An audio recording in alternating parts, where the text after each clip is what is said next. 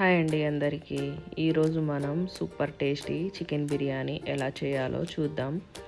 ఇలాంటి easy recipes కోసం ఛానల్ని సబ్స్క్రైబ్ చేయండి. ట్రై చేసి కామెంట్ చేయండి. నచ్చితే లైక్ అండ్ షేర్ చేయండి మీకు తెలిసిన వాళ్ళకు.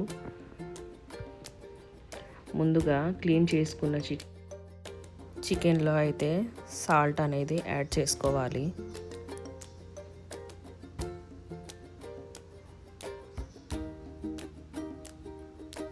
నేనైతే చిన్న సైజు నిమ్మకాయ అయితే తీసుకున్నానండి.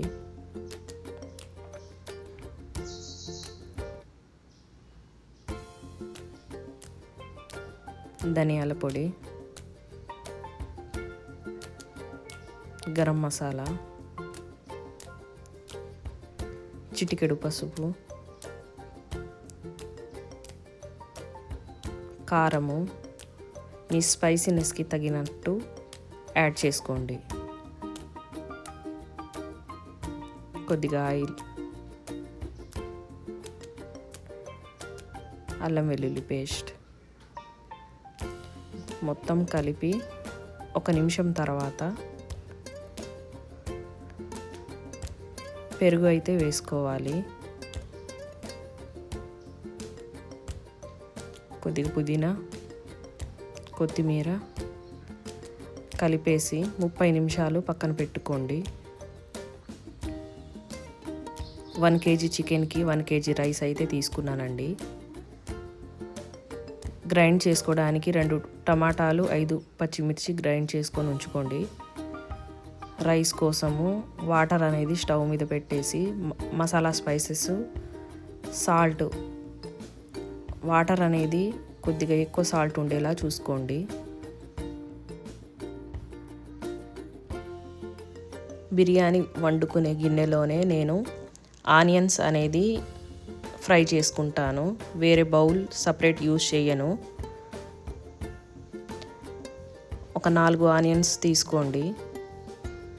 గోల్డెన్ బ్రౌన్ కలర్ వచ్చాక తీసి ఒక బౌల్లో పక్కన పెట్టుకోండి.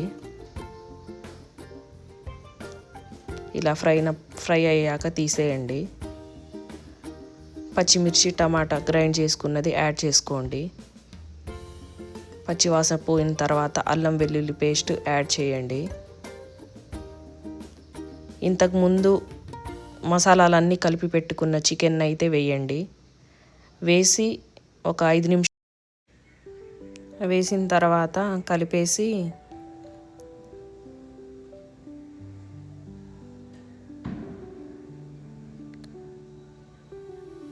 కొత్తిమీర, పుదీనా వేసి కలిపిన తర్వాత మూత పెట్టి 5 నిమిషాలు కుక్ చేసుకోండి. మళ్ళీ మూత తీసి పక్కన రైస్ ఎలాగో కుక్ అవుతుంది కాబట్టి 70% కుక్ అయిన తర్వాత రైస్ని యాడ్ చేసుకోండి.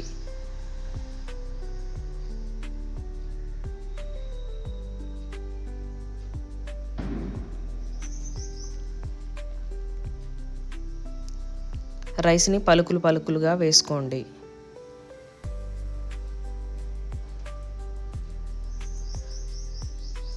వేసుకున్న తర్వాత ఇంతకుముందు గ్రైండ్ చేసుకున్న గరం మసాలా పౌడరు,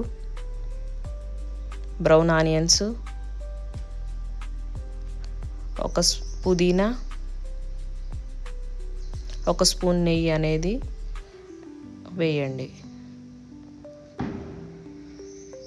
తరువాత మీడియం ఫ్లేమ్లో 35 నిమిషాలు ఉడకనివ్వండి.